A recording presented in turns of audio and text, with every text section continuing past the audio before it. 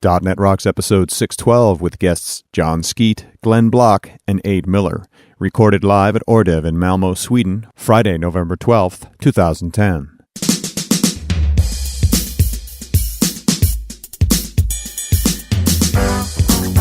This episode is brought to you by Telerik and by Franklins.net, training developers to work smarter.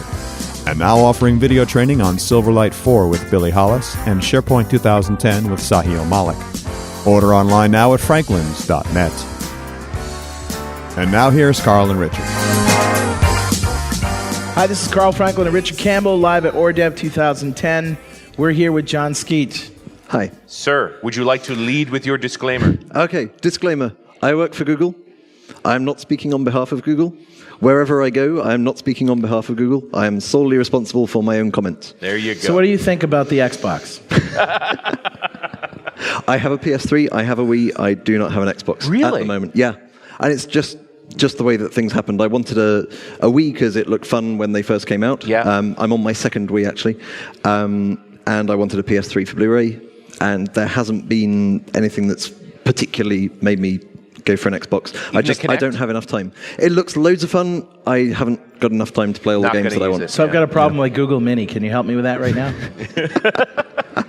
Should we just take a little time for tech support? Little tech support here. You are a C# junkie. Yeah.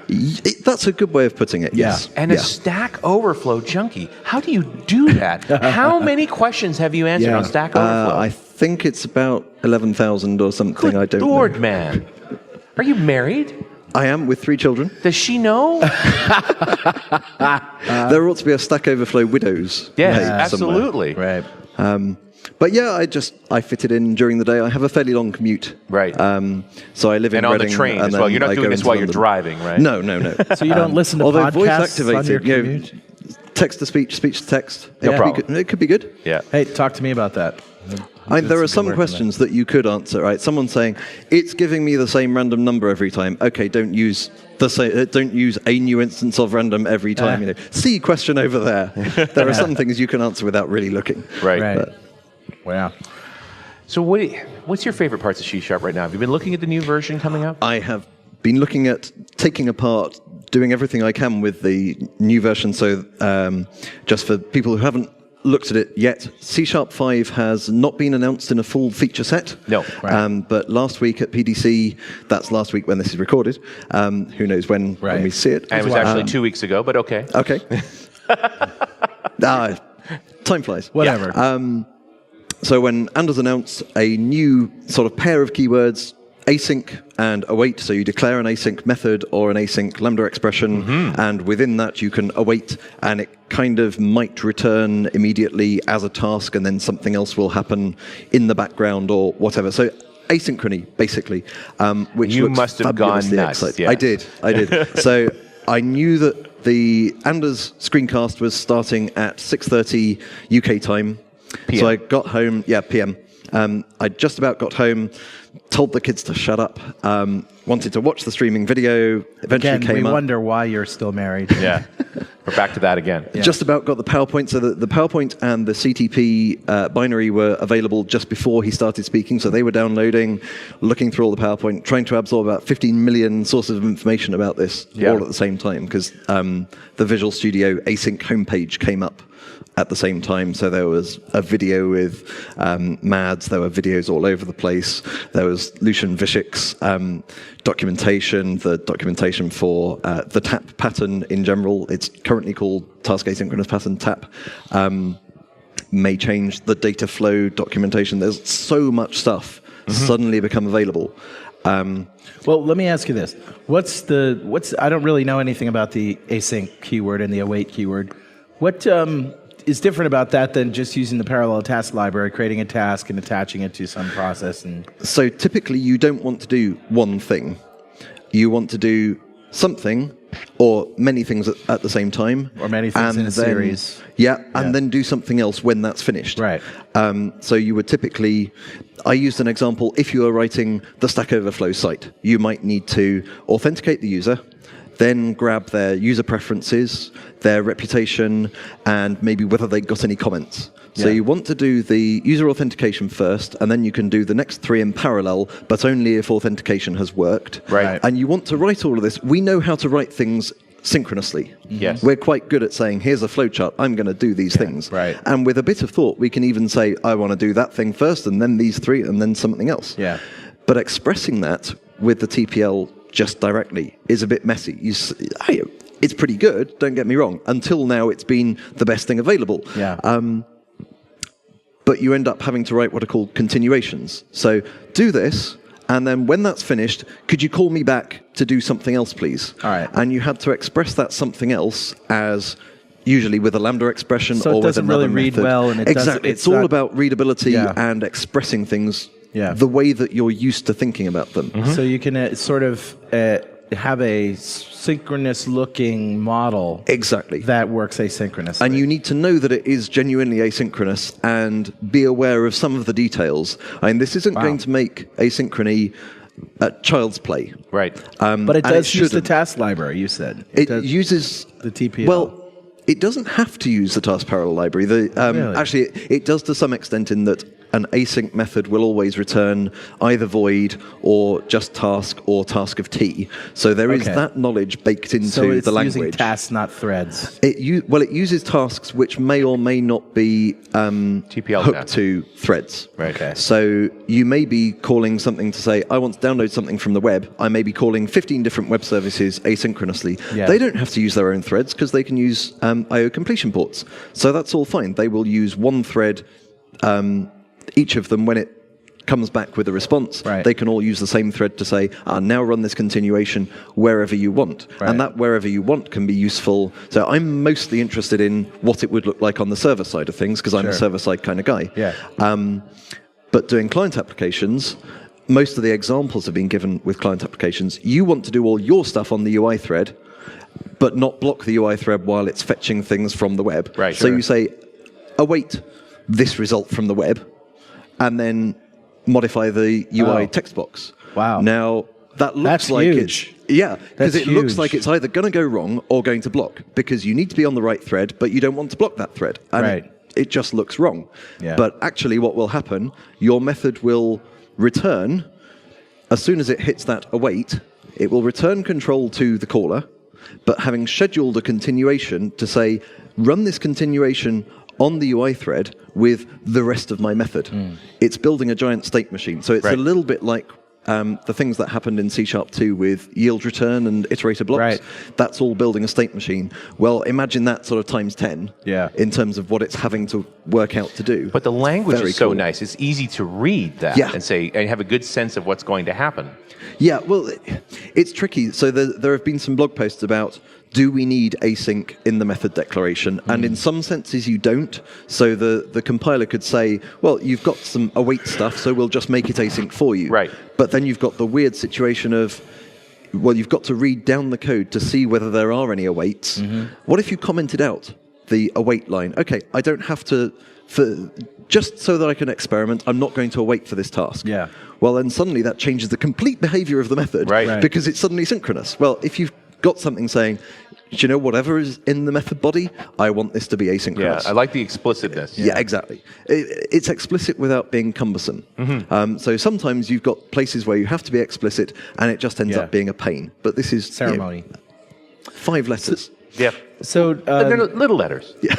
any support in Visual Basic for this? Yeah, VB has exactly the same support, and in fact, I believe that the decision to have to decorate a method with async was made in VB a long time while the C# team were going, what are we going to do? Should we make this an attribute, or should we just infer it, or whatever? The VB team were going, hey, look, we've just said async. Why don't you guys follow suit? Yeah. Do you know, that's a really good idea. Let's go with that. I'm simplifying things. I'm sure that the C# team think really hard about this. Yeah. You can see You're it all implying on the Eric VB team Method's does blog. not. No, not at all. Not at all.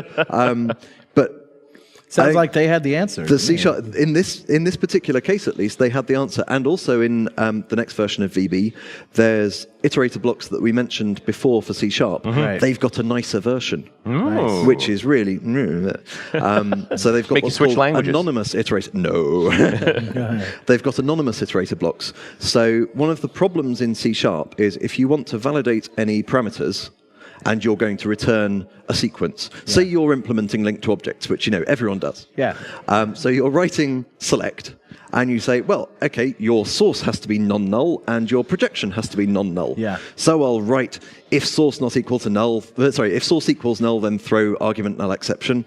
If projection equals null, and then I can do for each item in source yield return projection of item. Okay, I will unit test that it fails if I've got null, so I will call the method with a null argument, and nothing happens. What's going on? Well, hey, it's built you a state machine. The state machine doesn't start until you start calling move next and start iterating through things. Yeah. So if you want to do it properly, you have to split it into a non-iterator block method that then calls an iterator block method, and you don't have to do that in VB. You can say, right, do all my argument validation and return here's an anonymous iterator block. Cool. So that's quite sweet.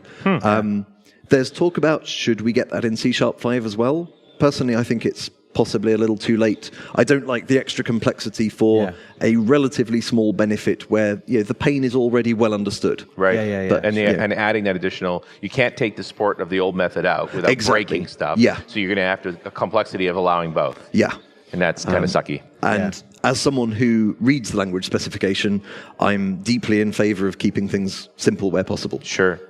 Well, I'm interested in that async stuff for things that I'm writing right now. I mean, that's very, very useful. It looks amazing. So it'll be great for the client side, where you want to keep coming back to the same thread.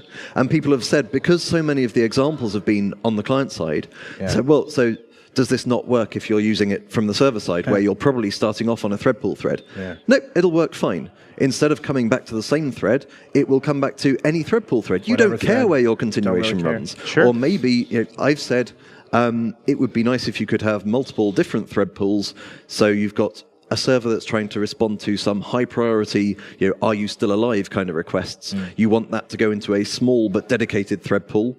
So you'd like to keep that sort of context of this task must keep within, when the IO completion port fires, come back to this dedicated thread pool that I know isn't going to be jammed up with normal user requests, which, yes, shouldn't fail, but if it gets overloaded, I at least want the health checker to say, whoa, hey guys, back off on the load balancing. And I think there's enough support that people can build that kind of thing. Possibly some more support for context would be good, but we'll see how it goes. Are we getting set up here to be better and better at harnessing more cores in our code without dramatic rewrites? Definitely better for more cores, but that's not where I think of the benefit as coming. So that's a function of the language, not the programmer. Really? Well, to some extent. So the more easily you can take advantage of multiple cores, the better. Right. And that's cool. But asynchrony is much more than parallelism. Or rather, it's much more than on a process parallelism. And this is where the background of the fact that I do work at Google, I'm used to doing lots of RPCs. Yeah. It's bread and butter. So that's what I tend to think in. Remote procedure calls. Yes, remote procedure calls. They may be to a service on the same box. It could be halfway around the world. Who knows? But ideally, I want to have some way that I can keep all the joys of writing synchronous code in terms of readability, but not block an entire thread while I'm servicing that request. If I've got two RPCs that take 100 milliseconds each, I don't want to block up a whole thread for that 100 milliseconds. They can go in parallel. That's relatively easy to do. I can do that. Expressing what to do when they come back is relatively hard. Right. And that's where the async stuff could be really, really big, I think. It's really about being able to get back to the right place after something finishes in whatever order that it finishes in. Yes, and making things like exception handling just work. People will need to learn what this stuff does. Sure. I'm a big believer, obviously I'm a big believer in understanding the language you're using. I've written a book on the language, so I would be. But nothing should feel like black magic while you're writing it. The actual async keyword, I didn't really understand what was going on. It's sort of, hey, this is going to be cool. Yes, it's rewriting continuations, but what's actually happening? Only really made sense when I downloaded the extra bit of the C# spec. This is the proposed handling of async and await. And it's very much pattern-based, so it can work against task of T. That's the sort of normal expected thing. Right. But it's pattern-based. It will try to find a method called getAwaiter. That's capital A, lowercase w, not sort of garçon. Right. So getAwaiter. A waiter. And then on that awaiter, it will call begin_await. And pass in a continuation as a delegate. Nice. And then the awaiter can decide whether or not to actually say, okay, the task that you're trying to await has already finished, or it's so nearly there that there's no point in you sort of going back and going to sleep or whatever. Right. The result's pretty much there. Right. It can either do that, or it can say, all right, I am running definitely asynchronously. I will attach your continuation to be done when that task is finished. Off you go. I see. And then the continuation itself says, right, end await, please, so that I will get the results of the previous task that I was running asynchronously. So if you need a task, it creates a task, but it might not always. Yeah. Well, it will always create a task for non-void methods, at least. It will always create a task, but it doesn't have to consume a task. It's quite tricky. I think it would be useful to give examples in terms of something calling the asynchronous method, the asynchronous method itself, and what that is awaiting. So you've got 3 layers, and one of those bits is probably going to use task. The other one still probably is, but might not. It can use anything that's got an awaiter. Right. It's fairly complicated trying to go through a language specification in an interview. But, Sure, yeah. But for me, that was what really made it click. I could see, okay, the compiler is doing this, it's calling that, and there's some cunning stuff in terms of it turning my method into a state machine, but I can basically understand what's going on. And then you can use it and abuse it and do all kinds of weird and wacky things. Well, in theory, you could be doing this stuff yourself. It's just harder to read, harder to maintain, terrible to debug. Yeah. And so having Impossible. it in the plumbing just means you're more likely to use it. And in fact, the debugging experience is interesting. So if you're on an await line, what should happen if you hit F10? Step over. Does it go back to the caller because that's what's actually happened? Right. Does it go to the next line because that's probably what you're interested in? Yeah. Does it go? Who knows? Asynchronous debugging is just not for the faint of heart. Yeah. And I know that there are 2 new views in Visual Studio 2010 to do with the TPL things. I've never quite got to grips with what that's actually showing, but I think we're probably going to have to in order to do proper async debugging. Yes, and admittedly, the TPL debugger, this is first time around, and it's rough. I think it could be much better. Right. So, without having tried it, I really couldn't say. I think when we get to C#, I'm looking forward to what comes next, because I'm glad we got it out the door and we're starting to use it. Yep. I'm glad to see Microsoft Teams consuming it. Because A, it'll make it better, and B, we're going to take advantage of a lot of those things. We're seeing more consumption of it. It's just very exciting to me to see the C# team saying, parallelisms, they're part of your life now. Yeah. And I mean, just to be clear, this is built on the work of lots of other teams. So there's the Axum stuff that I think Joe Duffy did. And a lot of it is also based on the work that Don Simon, the F# team, did with its async workflow. And Tomasz Petracek has some quite good comparisons of F# and the proposed C#. So there are some significant differences in terms of, and this goes back a little bit to reactive extensions where you have hot and cold observables, sort of things that are already going, like mouse move events, they're happening whether or not anyone's watching, versus a collection that you start observing it fires everything at you. Likewise, you can have the idea of a hot or a cold task. A cold task is one where it's ready for you to start it whenever you want. A hot task has already started and you can just wait for it to finish. And the F# model is based on cold tasks. The C# model is based on hot tasks. That's the kind of thing that you need to be aware if you're crossing between the two. But it'll be interesting to see what happens. The robotics studio had a great asynchronous CCR. With the CCR. Are those guys contributing to this?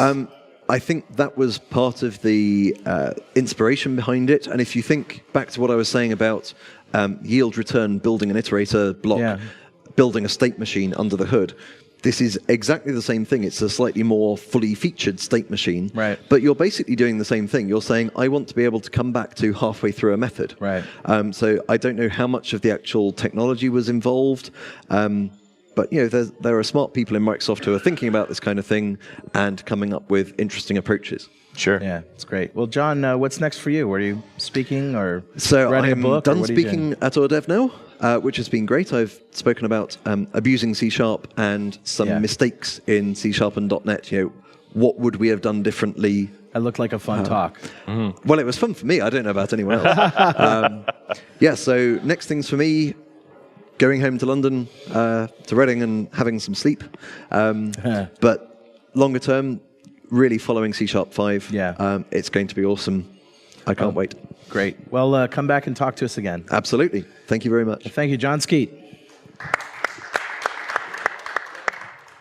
This portion of .NET Rocks is brought to you by our good friends at Telerik, who want me to tell you about JustMock, Telerik's mocking tool. And unlike most mocking tools, JustMock can work with non-virtual methods, sealed classes, and static methods and classes, giving you complete control over your code. And of course, you get that great Telerik quality and support. You can read more and download the tool at telerik.com/justmock. And hey, don't forget to thank them for supporting .NET Rocks on their Facebook fan page, facebook.com/Telerik. Hi, this is Carl Franklin and Richard Campbell. We're at Oredev 2010 in Malmö, Sweden. And we're here with Glenn Block. Again, not Glenn Beck, but Glenn Block. Not Glenn Beck. Nope, not at all. Not even close. How How's it are going? you, sir? I'm doing really good. Yeah? I got to just plug, but I just love this conference. This is one of my Me favorite too. It is a conferences. lot of fun, isn't it? really is. Yeah. It's just awesome. I'm really excited to be back, and I was talking with Michael about coming back next year, and I think I just need to make this part of my normal Routine. Yeah, 'cause Yeah. it's just such a great time. What And back talks with have you you been doing guys. here?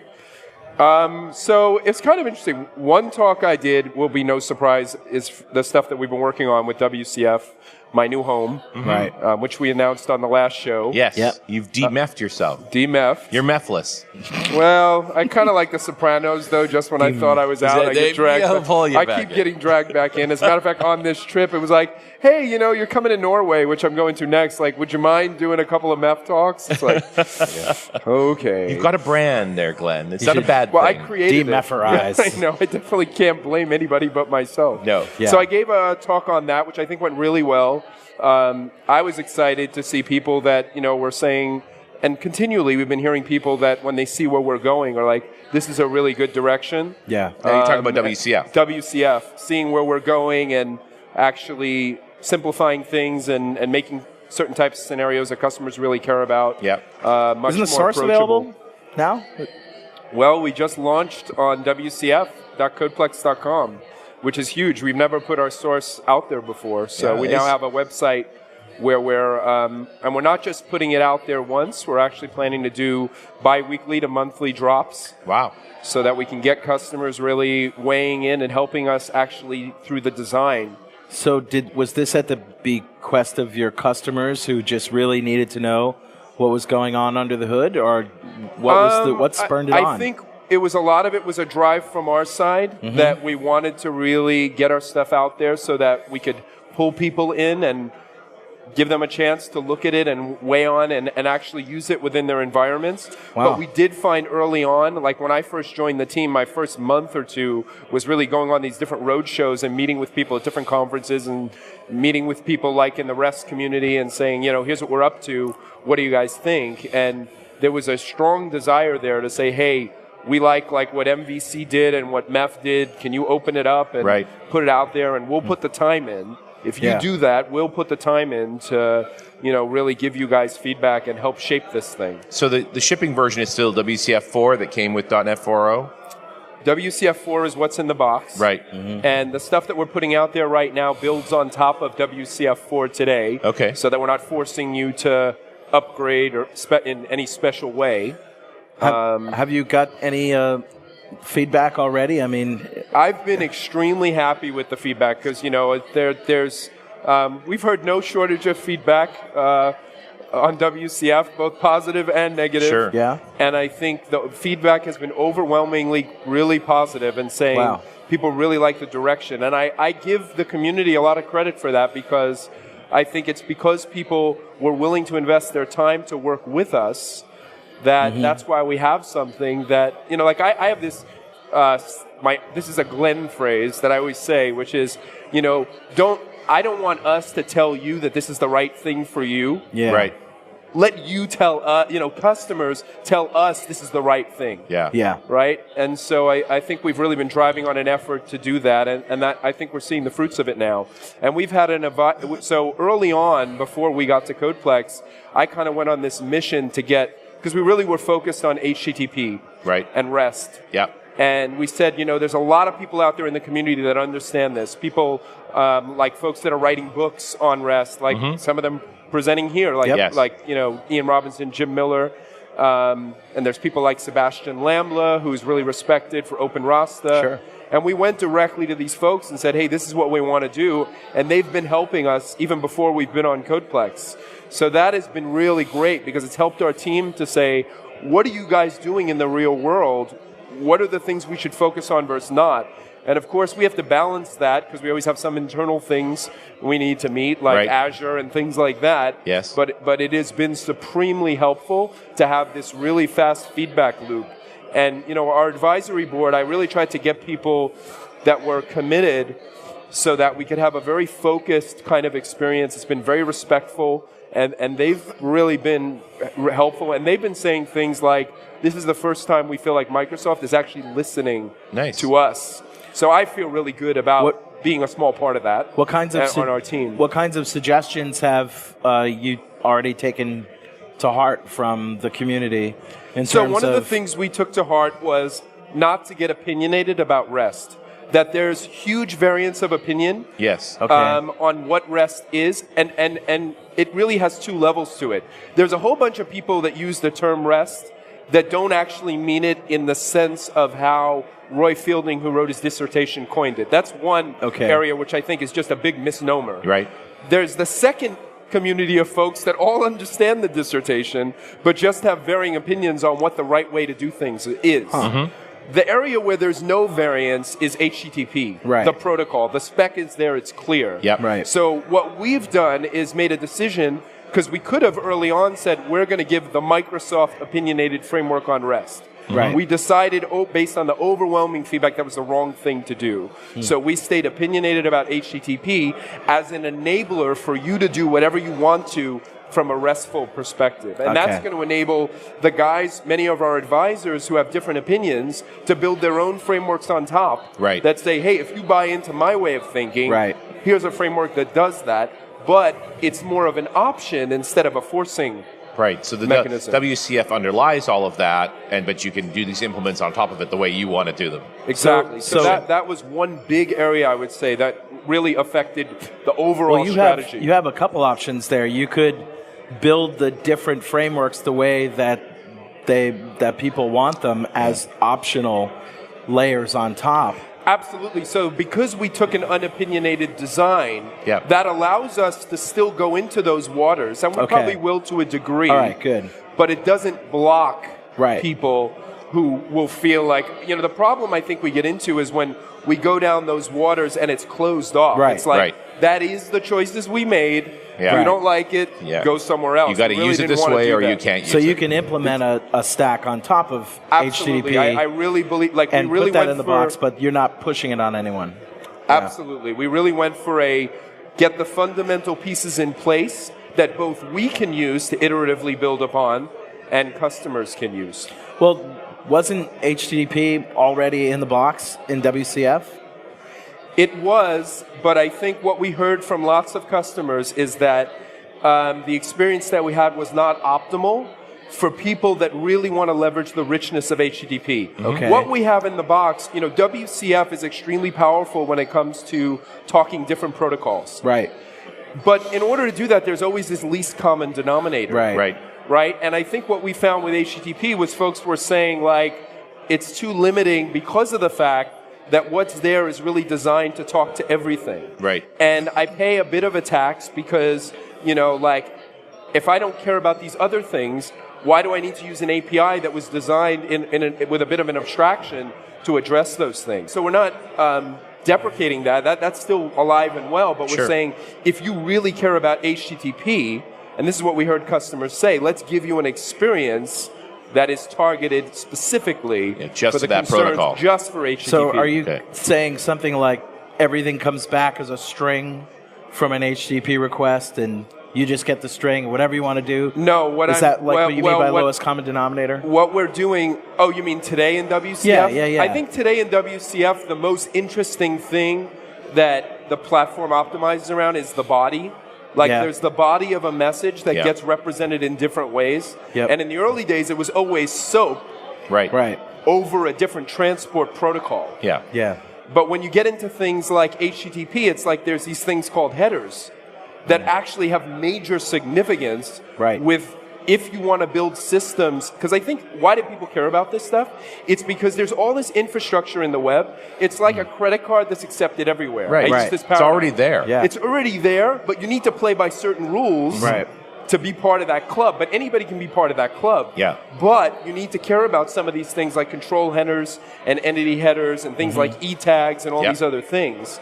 Well, it's a mature set of specifications. Absolutely. Right? It has everything in pretty much that we need in it. You just got to use it correctly. Exactly. And I think there's a lot of ability, you can use HTTP in ways that are not necessarily optimal, but plenty of people do it. And the question is, when you want to use it in the way that the protocol was really designed for, does the platform stand in your way or not?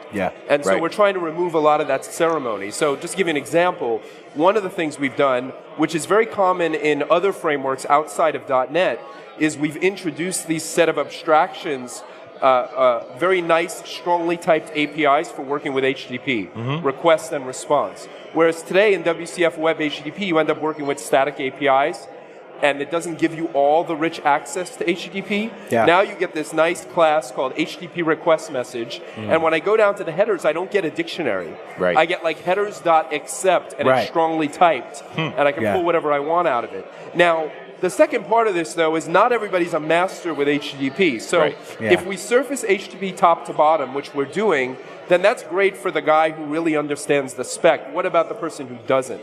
So part of what we're also doing is introducing a set of layering so that let's say I am the architect in my company and I really understand what HTTP is about. I can encapsulate that as a separate concern, such that the developer doesn't have to even worry about it. And I'll give you an example of that. So the developer just gets a class that has entity tags, the tag name on it. With entity tags, you could potentially, with our framework, say, I just return a contact entity. But something then looks at that and says, ooh, I need to create an e-tag for you, package that up, and the developer doesn't even know about it. So it has good levels of encapsulation. That's another area that we got a lot of feedback. People like Sebastian were saying, make it so that the framework doesn't throw things into people's faces that sets them up for failure. I don't know what these headers are, so like you're throwing them at me. What am I supposed to do? So I think we're kind of, it's dancing a line because we're kind of being many things to many people. But I think because we're going with a less is more, I believe we're going to be successful with it. Well, and I also find it interesting thinking that you're planning on letting other people build on it. That because it's now open source, there's going to be projects derived from yours. Well, let me correct that. It's not open source yet. It's on Codeplex. The source is out there, but I want to be very clear because I'm very religious about not calling something open source that it's not. We are working towards an open source license. The license is equivalent to what ASP.NET MVC uses through development. It does give you the advantage of using it within your company, and you can even fork it if you need to, which amazingly, and this is why I love Codeplex, right after we shipped, one of the folks in the community was saying, I want to see if I can get this to work with Service Bus. And he ran into some problems. He went into the code, found the code path. He's like, if I change this, it can work. Now, that's him forking our code, but then he was able to give us feedback and say, this was a problem. Here's the problem. I thought that just made my day. Even though it's not open source yet. That's when it works. Just having the source out there. Having the source out there so somebody's able to find the problem, and do you see that ultimately rolling back into the product as well? Absolutely. WCF I mean, we're not going to take his patch. No. But we are the going to address the scenarios, issues. yeah, that's the whole point, right? Right. People can fill up the work items, and I'm very, that the whole point of this is really to say that we want to really build this with the community. Of course, we have limitations in terms of, we're part of the platform and et cetera. But I think we're heading down a path that really will allow us, because it's early enough, to listen to that feedback and action on it. Excellent. Well, where can we read more about what you're talking about? It's very easy. wcf.codeplex.com. So everything's there. It's all there. Okay, great. Glenn? And we're doing, I just want to mention, we're doing a bunch of other stuff as well. One of the things we're doing is thinking a lot about folks who want to consume stuff through jQuery. Oh, okay. Because we've heard a lot of folks saying, we want to do that in WCF, and it's kind of painful. One of the reasons it's painful is we didn't support Form URI encoded. Now we do. All right. So if you go to Codeplex, you'll find that you can actually now build a jQuery front end, use the regular AJAX calls, and it just does post, and it uses Form URI encoding and returns JSON. Nice. And the other thing we're doing that's really exciting is we're offering typeless JSON type development on the server, meaning we have a dynamic object, which is called JSON value, which shipped in Silverlight. We're now bringing to the desktop version of the framework. And what it allows you to do is say, hey, I don't need types in JavaScript, and now if I'm working with this jQuery stuff, I don't need types on the server either. I can just work with a nice dynamic object. It'll just work. Yeah, now there's some trade-offs there. That is for people that say, I only care about Form URI encoding and jQuery. Right. We have a completely different story, and this is really a lot of the folks in the REST community, for people that say, I want to support 1 to N representations. OData, Atom, XML, JSON, blah. Right. But both scenarios are clearly supported in the work that we're doing. Cool. Awesome. Glenn, thanks very much for talking to us. It's always a pleasure. Thanks, man. All right, Glenn, I Block. love you guys. Hey, I just want to give a shout out real quick to our friends at Data Dynamics who make ActiveReports.net, among other really awesome things.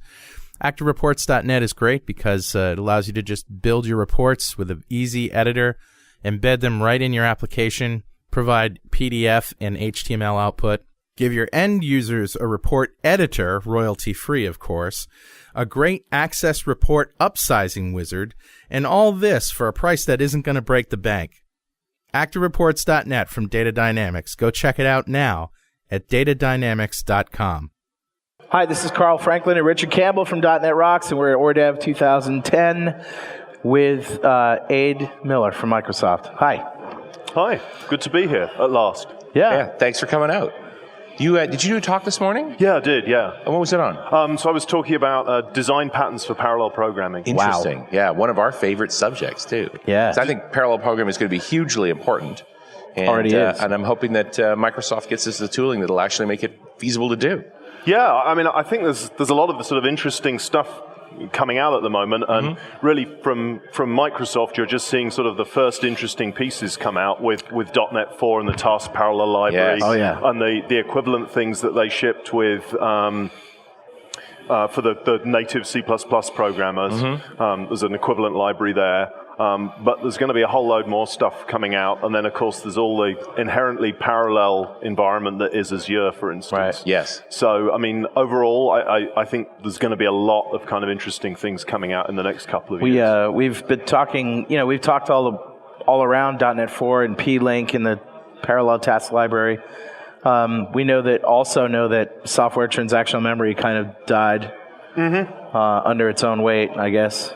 Yep. Is there anything like that on the horizon? I mean, is there going to be another try for that kind of transparent tool for parallel tasks? I don't know whether transactional memory is going to, make another resurgence, but if you look at sort of some of the stuff that, for instance, Microsoft Research is doing, as well as many, many other people throughout the industry, they're looking for ways to raise the level of abstraction so that, the programmer at the coalface isn't worrying about the sort of finer details of shared memory and logs and tasks and schedulers. That stuff's all plumbing. We want it to go away. It is plumbing. The challenge is that, and periodically, I give this talk and people say to me, well, can't we just have the compiler do it all for us? Yeah. And I'm not. I'm actually not a computer science guy, so I don't tend to kind of go, no, that's impossible, or yes, we'll have it. I just say, well, they were telling me I was going to have one of those 20 years ago when I was parallel programming, and I'm still waiting. So, if you want to hold out for that, that's fine, but it could be a long wait. But then, on the other hand, there are some interesting projects going on around sort of things like Dryad that you might have seen coming out of Microsoft. So tell us about some of these things. We've talked about Dryad, but it's been a while. Ooh, what can I tell you about Dryad? So Dryad is really a way of distributing your work across a cluster of machines. I'm not really an expert on it, but really what it does is it allows you to reason about this task graph and distribute them in a logical way and run them on this network of machines, and then also it handles things like failure. What happens if one of your nodes goes down? But there've been a number of similar things to Dryad out there. It just seemed like we're feeling around for what is the right way to tool parallel execution.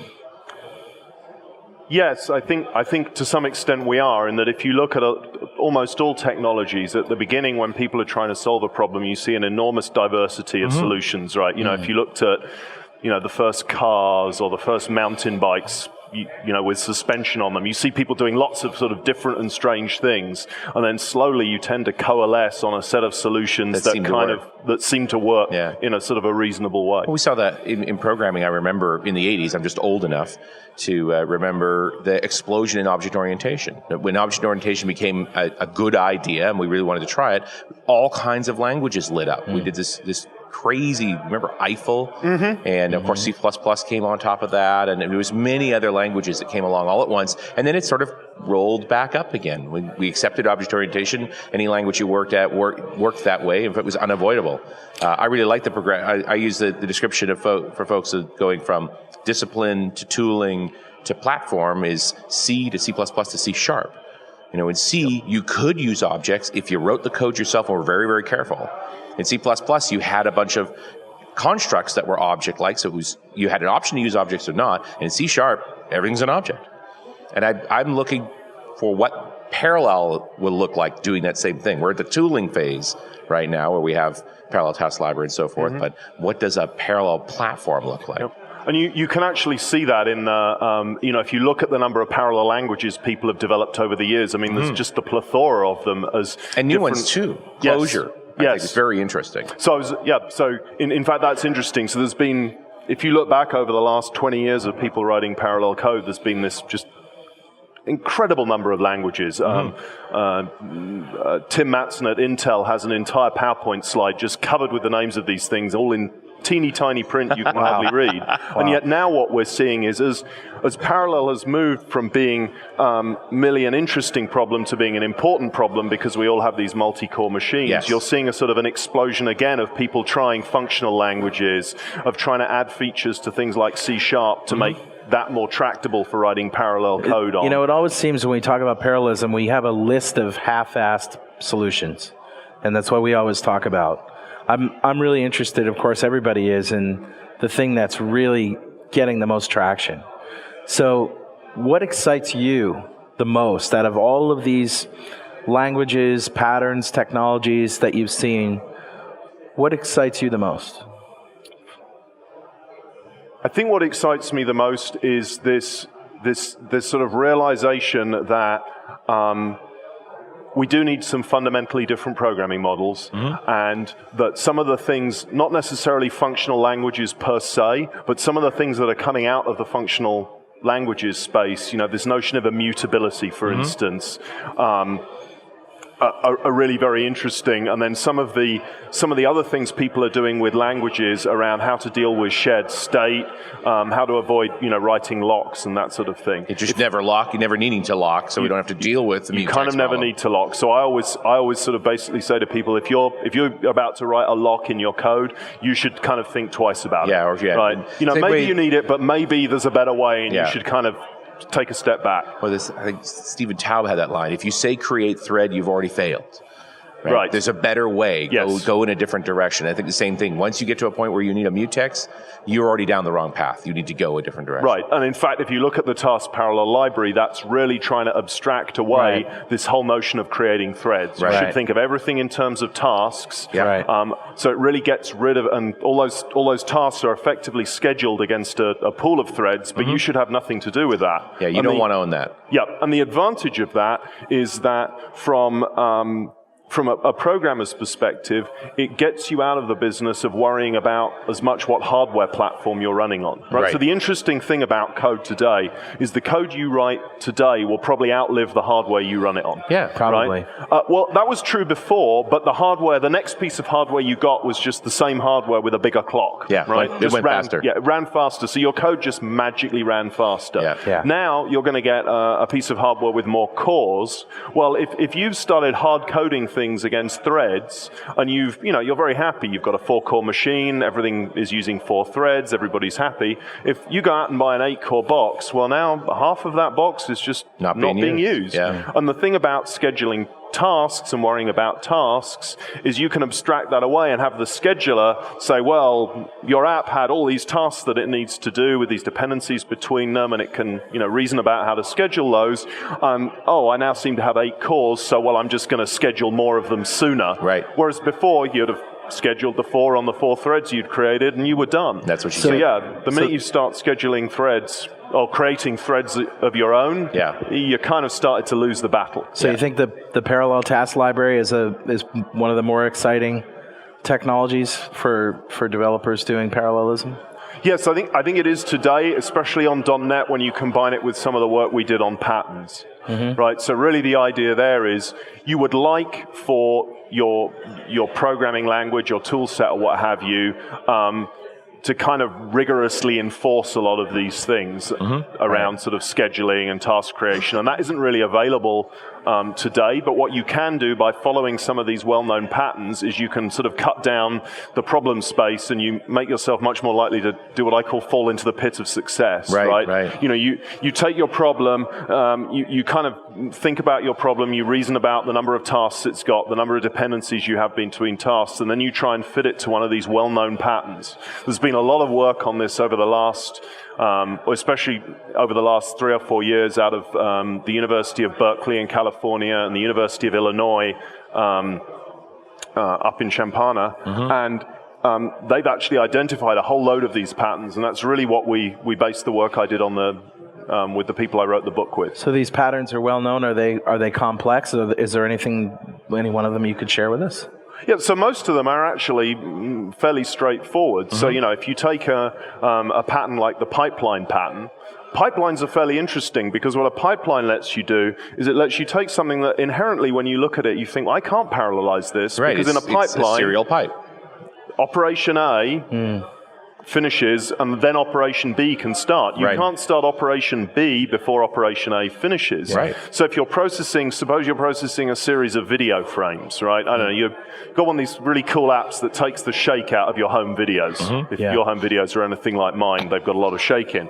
And fixes the color balance and everything. Well, you can't do these things all at the same time, right? So you think, well, now what do? I have to process one frame and then process the next frame. Well, what you do is you break that down into a series of operations, and I start on frame 1 with operation 1, and then operation 1 finishes on frame 1, so I move it on to operation 2, and then I start the next frame on operation 1. So I can actually get a lot of parallelism out of my application, and it's relatively straightforward to do, especially if you go read about the pattern and you don't have to figure out all the kind of little intricacies of it yourself. For instance, with a pipeline, you normally want to have some sort of handle on the amount of work in progress, right? You don't want to push too many things into your pipeline because you may essentially get oversubscription in the system. Right. You'll eventually just back everything up. It won't be moving anymore. Exactly. It becomes like a block drain. Well, with if you've read about the pattern, it'll tell you about that. So you're you can build on other people's knowledge. I mean, that's really what patterns are about. It's about not reinventing the wheel. And also, a lot of those patterns are inherently designed to minimize your use of locks, right? Because people have gone and they've done the naive thing, and they go, well, that's not very good because I've got all this locking or synchronization going on all over the place, and they've taken a step back and they've come up with a better solution for you. So we cover about half a dozen of them in the book, specifically to do with the task parallel, how they're implemented on the task parallel library. Awesome. That's great. So what's the book title? Good question. It's your book, parallel, yeah, I know, and I have a brain like a sieve, and I'm very jet lagged, and I've done a whole lot of really stupid things this week, including forgetting to turn up here at 1:30. It's called Parallel Programming with Microsoft.NET. Awesome. Great. And it covers about half a dozen of the design patterns. Okay. We've got example code out there in F# and VB as well for people who want to look at it, the samples in F# and VB. That's nice. That's great. Yeah, and we're working on a C++ version too. Interesting. Yeah. That's great. Yeah. Ade, thank you very much for talking to us. You're very welcome. I can't wait to read your book. Yeah, I'll get you a copy. Excellent. Thank you.